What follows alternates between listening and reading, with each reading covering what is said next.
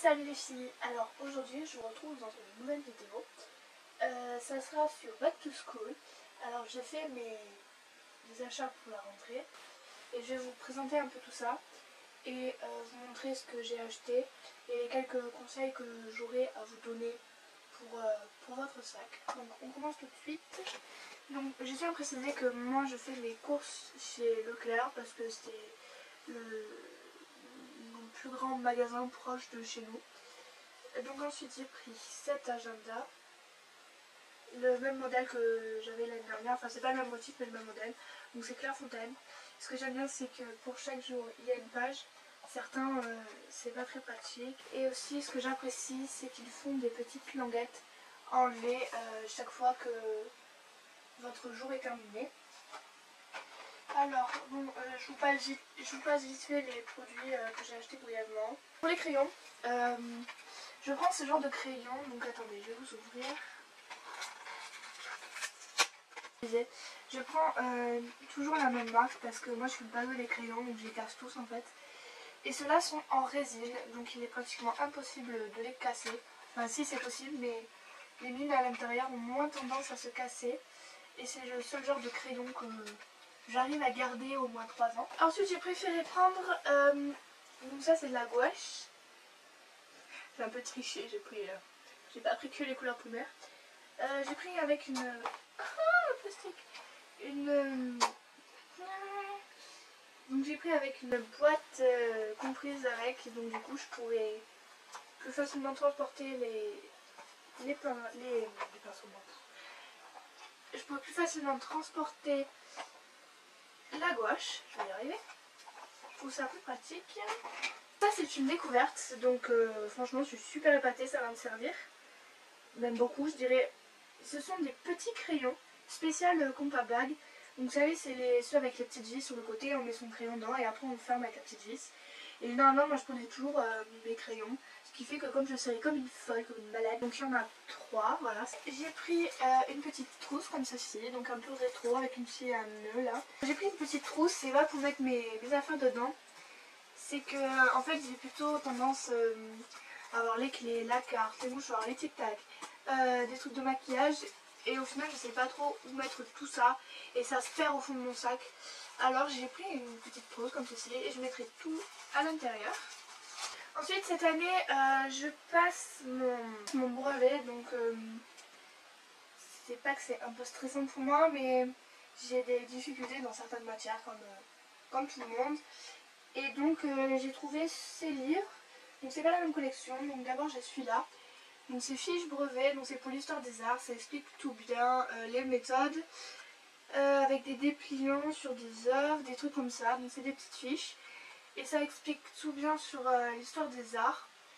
Donc pour le brevet, je pense que ça m'aidera. Donc il t'explique tout ce qu'attend, on va dire, le jury ou des choses comme ça. Et j'ai acheté celui-ci. Donc dedans il y a quelques exercices, des notions, des méthodes, des trucs comme ça sur les maths. Voilà, comme j'ai quelques difficultés en maths. Donc avec le programme de 2012. Et il y a aussi des sites internet où je peux accéder pour avoir encore plus d'exercices. Et quelques pochettes transparentes. Donc ce modèle c'est pas celui que je cherchais mais il n'y en avait pas. Donc ça c'est vraiment les trucs de pro, elles sont assez dures. Mais normalement j'utilise, je trouve ça beaucoup plus pratique, des pochettes normales transparentes. Sauf qu'elles s'ouvrent, je vais vous montrer. Vous voyez là, et bien elle s'ouvre comme ceci pour mieux glisser la feuille à l'intérieur parce que le genre de pochette comme ça, des fois les feuilles ne passent pas et je trouve que c'est plus pratique quand ça s'ouvre pour mettre la feuille. Et je vous rassure, ça ne tombe pas, c'est jamais tombé. Je préfère prendre, donc ça c'est un glaceur, donc je préfère toujours les prendre en souple, c'est toujours plus léger dans le cartable. Et donc là c'est avec des petits anneaux, voilà. Je prends toujours des intercalaires maintenant en plastique pour tous ceux qui ont besoin d'intercalaires. Je vous les conseille en plastique parce que vous collez une étiquette n'importe quoi dessus. Vous marquez le nom de l'intercalaire en fait ce que vous voulez avoir dedans. Et après vous n'avez plus qu'à l'enlever et ça peut vous servir pendant des décennies quand même. Ah ça s'appelle un triangle, j'appelais ça un classificateur. Ça fait plus... Alors je vous explique. Ici vous avez jusqu'à 8 petites trucs pour marquer le nom.